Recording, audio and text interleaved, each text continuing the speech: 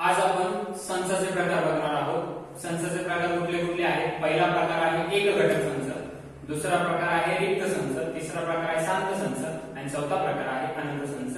तर सेमीच्या विद्यार्थ्यांसाठी first type आहे सिंगलटन सेट, सेकंड टाइप आहे empty set ऑर्मल set, third type आहे फायनाइट सेट आणि फोर्थ टाइप आहे इनफायनाइट सेट। फर्स्ट डेफिनेशन बघूया सिंगलटन सेट। सिंगलटन सेट म्हणजे काय? A set consisting single element is called a singleton set. मराठीच्या विद्यार्थ्यांसाठी एक घटक संच म्हणजे ज्या संचामध्ये एकच घटक असतो त्या संचाला आपण काय म्हणतो? एक घटक संच। आता उदाहरण बघूया। ए संच घेतला आपण, त्याच्यामध्ये फक्त आणि फक्त किती घटक हवा? एकच घटक हवा। तर उदाहरण काय झालं? ए बरोबर 2। आता ही कुठली पद्धत आहे? याची पद्धत म्हणजे काय? Listing method. आता आपण हेच एक्झाम्पल कशात बघूया? रूल्स मेथड म्हणजे काय? गुणधर्म पद्धती। तर कसं लिहितो ते बघा। x is an even prime number, even prime number, even prime number. मराठीचे विद्यार्थी कसे लिहितील? ए संच कसा लिहितील? x ही सममूळ संख्या, सममूळ संख्या आहे, सममूळ संख्या आहे। आता आपण सेकंड टाइप बघूया। सेकंड टाइप कुठला आहे? एम्प्टी और नल सेट। म्हणजे आपण दुसरा प्रकार बघूया रिक्त संच। रिक्त संच म्हणजे काय? ज्या संचात दिलेल्या गुणधर्माचा एकही घटक नसतो, ज्या संचात दिलेल्या गुणधर्माचा एकही नसतो। आता उदाहरण बघूया, एक्झाम्पल बघूया। बी सेट घेतला आपण, x ही 2 व 3 मधील नैसर्गिक संख्या आहे, नैसर्गिक संख्या आहे। तेच सेमीचे विद्यार्थी कसे लिहितील? बी set x such that x is an natural number between 2 and 3। बघा विद्यार्थी मित्रांनो, 2 आणि 3 यामध्ये एकही नैसर्गिक संख्या नसते, कुठलीही संख्या तुम्हाला मिळणार नाही। म्हणजेच हा सेट कसा मिळेल? Empty set. आणि एम्प्टी सेट आपण कसा डिनोट करतो ते पण तुम्हाला माहित असणं गरजेचं आहे। या कर्ली ब्रॅकेट ड्रॉ करतो, त्याच्यामध्ये एकही एलिमेंट लिहित नाही, म्हणजेच काय झाला? तो एम्प्टी सेट किंवा और आपण त्याला काय लिहितो? फाय। हे नोटेशन काय? फाय म्हणजेच काय? Empty set. आता आपण बघणार आहोत थर्ड टाइप। मी ब्लॅक बोर्ड वरती लिहित नाही, फक्त तुम्हाला ओरली सांगतो। थर्ड टाइप आहे फायनाइट सेट। फायनाइट सेट म्हणजे काय? ते नंबर ऑफ एलिमेंट कसे असतील? लिमिटेड आणि काय असतील? काउंटेबल। आणि फोर्थ वन टाइप इज काय असणार आहे? इनफायनाइट सेट म्हणजे तिथे नंबर ऑफ एलिमेंट कसे असतील? अनलिमिटेड आणि अनकाउंटेबल। मराठीच्या विद्यार्थ्यांसाठी काय असेल? शांत संच म्हणजे काय? ज्या संचामध्ये घटक आपल्याला कसे असतात? मर्यादित आणि मोजता येणारे। समजा आपण उदाहरण घेऊया। ए संच घेतला, 1 2 3 आणि 4। बघा या संचामध्ये किती घटक आहेत?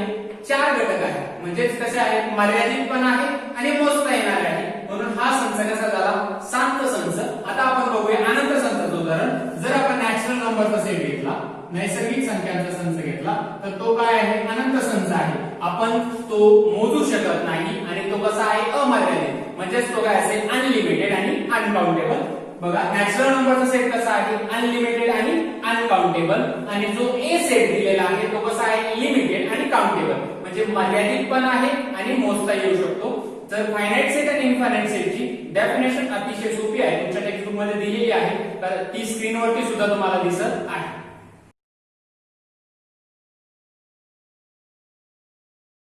समान संच म्हणजेच काय? Equal set. समान संचाची आपण व्याख्या बघूया। संच ए मधील घटक संच बी मध्ये व संच बी मधील सर्व घटक संच ए मध्ये असतील तर ते दोन संच कसे होतील? समान घटक। सेमीच्या विद्यार्थ्यांसाठी काय असेल? इक्वल सेट मीन्स काय? Every element of set A is in set B and every element of set B is in set A, then these two set are equal set. See the example. आपण उदाहरण बघूया। A, the set A is equal to the set of all x such that is a letter of the word listen. Next आपण B set बघूया। B set write down करूया। B, the set B is equal to the set of all x is a letter of the word silent। आता आपण जर हे कुठल्या मेथडने लिहिलंय? Rules मेथडने। हे पण हा पण सेट कशा दिलाय पुल्स मेथडने. आपण तोच सेट आपला कुठल्या मेथडने लिस्टिंग मेथडने. सो द ए सेट काय मिळेल बघा L, I, S, T, E, N. लिसन. आणि बी सेट सुद्धा काय मिळेल बघा S, L, I, E, N आणि T. Silent I, L. Sequence important नाही, आधी मागे पुढे झालं तरी चालेल. सो तर बघा एलिमेंट L इथे पण आहे, L इथे पण आहे, I पण आहे, I पण आहे, S आहे, T आहे, T आहे, E आहे, E आहे, N आहे, N आहे. So the all element set A मध्ये ऑल एलिमेंट कशात आहे B मध्ये आणि B मध्ये सर्व एलिमेंट कशात आहे A मध्ये. So the set A is equal to set B. हे कशाने ज्यावेळेस सेट इक्वल असतात आपण काय करतो डिनोट करतो. मराठीच्या विद्यार्थ्यांसाठी मी ओरली सांगतो, फक्त तुम्हाला काय लिहायचे लिसन या शब्दातील अक्षर आहे आणि इथे काय लिहिलेले सायलेंट या शब्दातील अक्षर आहे. याचप्रमाणे संच A आणि संच B कसे असणार आहे समान असणार आहे. का? कारण संच A मधील घटक संच B मध्ये आणि संच B मधील घटक संच A मध्ये. प्रॅक्टिस सेट 1.2 आज आपण बघणार आहोत. मी एक्झाम्पल रीड करतो. First example, decide which of the following are equal set and which are not. Justify your answer. आपल्याला काय करायचे गिवन सेट आहे ते इक्वल आहे की नाही ते जस्टिफाय करायचे आहे. मराठीच्या विद्यार्थ्यांना काय दिलेलं आहे खाली कोणते संच समान आहेत व कोणते नाही ते साकारायला लिहा. आपल्याला जस्टिफाय करायचं तर रिझन तिथे लिहिणं गरजेचं आहे. ए सेट दिलेला आहे x such that 3x - 1 is equal to 2. Equation दिलेलं आहे सेट मध्ये. सेकंड बी सेट काय दिला बघा x is a natural number but x is neither prime nor composite.